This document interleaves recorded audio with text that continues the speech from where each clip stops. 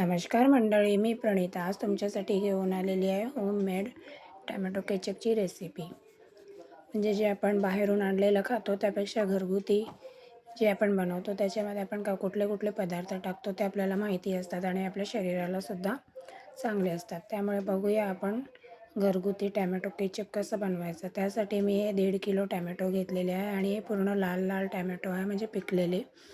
तुम्ही पण तसेच घ्या. साधारण गावठी घेतले तर चांगले.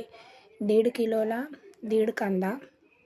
जर तुम्ही 1 किलो टॅमॅटो घेतले तर 1 कांदा टाका त्याच्यात, आणि 1.5 किलो घेतले तर 1.5 कांदा. त्याच्यामध्ये 10-12 लसणाच्या पाकळ्या आणि 3-4 लाल मिरची, असं सगळं आपण त्याच्यामध्ये कढईमध्ये घालून घेऊया. चवीपुरतं थोडंसं मीठ घालूया, म्हणजे ते टॅमॅटो लवकर शिजतील. आणि आपण याला झाकण ठेवून छान सगळं मिक्स करून शिजायला ठेवूया.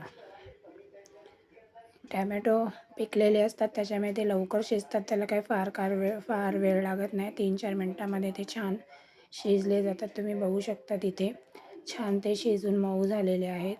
आता आपल्याला हे थंड करायला ठेवायचं आहे आणि मिक्सरमध्ये आपल्याला हे ग्राइंड करून टाकायचं आहे. पाणी टाकायचं नाही आहे. विदाऊट पाणी, म्हणजे बिना पाण्याने आपल्याला जेवढी चांगले म्हणजे पातळ ते पेस्ट करता येईल तशी करायची आहे. आणि त्यानंतर आपण सेम कढई घेतली, त्याच्यामध्ये आपण जे टॅमॅटो प्युरी जी मिक्सरमध्ये काढून घेतली आहे ती आपल्याला छान गाळून घ्यायची आहे, कारण आपण त्याची सालासहित ती प्युरी आपण टाकली होती मिक्सरमध्ये, म्हणून छान गाळून घ्यायची.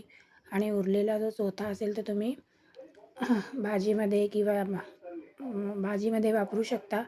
मी तर तो टाकून देणार आहे कारण त्याच्यामध्ये बी वगैरे भरपूर आहेत, बिया आणि साली.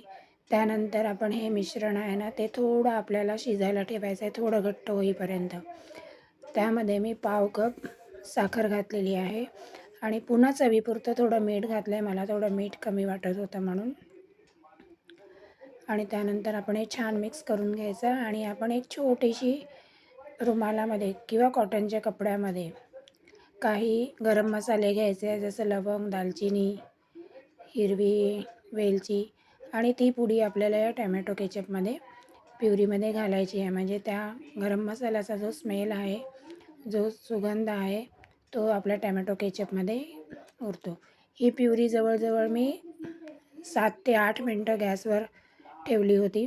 आणि त्यामध्ये थोडा आपल्याला विनेगर घालायचा आहे, व्हाईटवाला विनेगर. त्याच्याने ही टॅमॅटो केचप फार काळ टिकायला आपल्याला मदत होते आणि थोडंसं आंबटपणा त्याला येतो.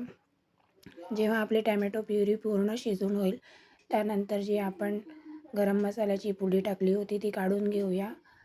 आणि टॅमॅटो केचप रेडी आहे. हे टेस्ट करण्यासाठी एका प्लेटमध्ये तुम्ही टॅमॅटो केचप काढा. ते स्प्रेड होत नाही, एकाच ठिकाणी राहतं, याचा अर्थ ते रेडी झालं आहे. त्यानंतर तुम्ही काचेच्या बरणीमध्ये स्टोअर करायला काढून ठेवा आणि अशा पद्धतीने आपलं टॅमॅटो केचप रेडी आहे.